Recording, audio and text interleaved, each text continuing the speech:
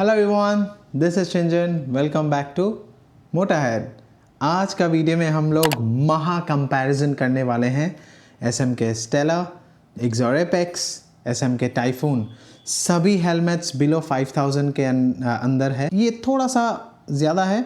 सभी helmets ECE 2206 certified है। सभी हेलमेट्स ISI सर्टिफाइड है। सभी हेलमेट्स DOT सर्टिफाइड है। आज के इस कंपैरिजन वीडियो को हम 10 पैरामीटर्स पे जज करेंगे।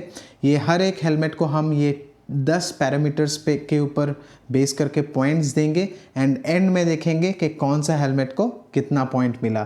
तो चलिए शुरू करते हैं आज का एपिसोड। Let's get started.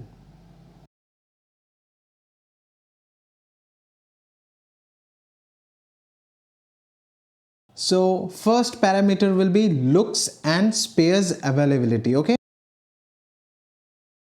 मतलब हम जब हेलमेट्स यूज़ करते हैं तो रेगुलर के तौर पे हम लोगों को स्पेयर वाइजर्स या आपको डार्क वाइजर्स चाहिए या इनर फोम पैडिंग चेंज करना है या कुछ भी एक्सेसरीज़ आपको चाहिए। तो मैंने लोकल डीलरशिप्स को जितना खोज लिया है उसमें से स्टेलर का सबसे अवेलेबिलिटी कम देखने को मिला। किसी के पास रेडी था, किसी के पास रेडी नहीं था। बट एक्सोर का, एपेक्स का एंड टाइफून का सबके पास रेडी में था। दोनों का ही कलर वाइजर्स भी रेडी था एंड इनर पैडिंग भी रेडी था। स्टेलर का रेडी नहीं था।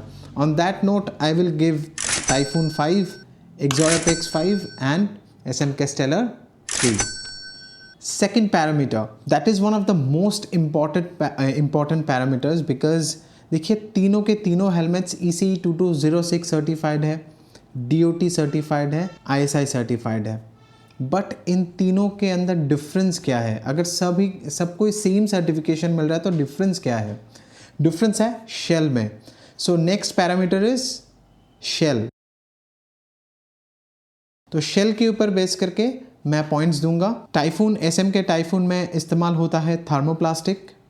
मैंने जो डेटा उन लोगों के ऑफिशियल वेबसाइट से मिला है वही दे रहा हूँ। एक्सोर एपेक्स यूज़ करते हैं ABS मटेरियल, एसएम के stellar thermoplastic, and thermoplastic is not good.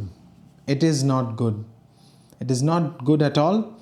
ABS and thermoplastic में थोड़ा सा डिफरेंस आता है बट मोर और लेस दोनों ही सेम है। मैं एक बार आप लोग को साउंड दिखाता हूँ। टाइफून का, एपेक्स का, स्टेलर का। एपेक्स का मुझे शेल का साउंड थोड़ा सा डेप्थ लगा, इसमें अच्छा लगा बट ये बहुत हल्का है। मतलब बिकॉज इसका EPS liner and inner padding का शायद थोड़ा सा जो क्वालिटी है वो तो इन्फीरियर है। That is the reason that the sound is different. But overall मुझे अगर पॉइंट देना है, मैं किसी को ज़्यादा पॉइंट नहीं दूंगा, सबको 3 पॉइंट्स ईच। 5 तो मैं किसी को दे नहीं सकता because thermoplastic, ABS, thermoplastic. 3। Next parameter will be touch point quality. Helmet जब हम इस्तेमाल करते हैं तो जहाँ जहाँ पे हम लोग को राइड करते हुए टच करना होता है एंड वहाँ का क्वालिटी कैसा है, जैसे कि वाइज़र ओपनिंग क्लोजिंग, सन वाइज़र ओपनिंग क्लोजिंग, यहाँ पे जो स्ट्रैप रहता है उसका ओपनिंग क्लोजिंग, तो उसके ऊपर बेस करके मैं पॉइंट दूंगा कि टच पॉइंट क्वालिटी किसका अच्छा है। सबसे खराब टच पॉइंट क्वालिटी एसएम के स्टेलर का है, इसीलिए मैं इसे 3 पॉइंट्स देता हूँ। एक्सोर एपेक्स अच्छा है, 3 points for Exor Apex because plastic बहुत ही हल्का है, फ्लिम्जी है। अगर कुछ दिन यूज़ करेंगे तो ये लूज़ भी हो जाएगा, आवाज़ भी कर सकता है वहाँ से और टूट भी सकता है। So Axor Apex I think will be getting 3 from me. SM K Typhoon क्योंकि 5500 रुपीज़ का है, सोली सिर्फ प्राइस के ऊपर जज करके मैं इसका टच पॉइंट्स को पॉइंट दूंगा। Visor opening closing is very good. ये थोड़ा सा फ्लिम्जी है, फ्रंट थोड़ा सा फ्लिम्जी है, but anyway I will give Typhoon 5। Next point, weight distribution. Very important if you are going for long touring में वेट डिस्ट्रीब्यूशन बहुत इंपॉर्टेंट रोल प्ले करता है। अगर आप सिटी राइड्स करते हैं तो उतना आपको मालूम नहीं चलेगा, but for long rides it does matter. So based on my experience, weight distribution में SMK Stellar 2, Exor Apex 3, SMK Typhoon 5, because इसका weight distribution is almost near perfect. बाकी ये रेयर हेवी है एंड ये तो बहुत ज़्यादा रेयर हेवी है SMK Stellar का. Exor Apex slightly rear heavy but ये close to perfect. 5, 3, 2. Next parameter is maintenance of the helmets. कितना आसानी से आप इस हेलमेट्स को मेंटेन कर सकते हैं. इनर लाइनर रिमूव करके वॉश करना, वाइज़र को खोल के क्लीन करना कितना आसान होगा.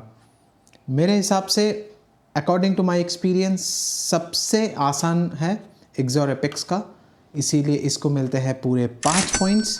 And SMK Typhoon and SMK Stellar uses the same mechanism. वैसे आसानी से तो हो सकता है but it takes getting used to, तो थोड़ा टाइम लग सकता है एंड हाथ में बहुत ज़्यादा स्ट्रेस देना होता है. मेरा नाखून ख़राब हो गया इस टाइफून का खोलते हुए. सो बहुत ज़्यादा टाइट है एंड मैकेनिज़्म थोड़ा बेटर हो सकता था, इसीलिए दोनों SMK को मिलते हैं 3 points. Next parameter is inner padding quality, which is very essential because inner padding quality अच्छा बिल्कुल होना चाहिए, because sweating के साथ साथ ये inner padding ख़राब होने लगता है. So जिसका सबसे अच्छा inner padding quality होगा वो सबसे लंबा चलेगा. So उस हिसाब से and comfort भी मैटर करता है inner padding के हिसाब से. Based on my experience, I will rate them SMK Stellar 2, Exor Apex 3, SMK typhoon पूरे 5 पॉइंट्स. सबसे अच्छा and premium inner padding SMK typhoon में इस्तेमाल किया गया है.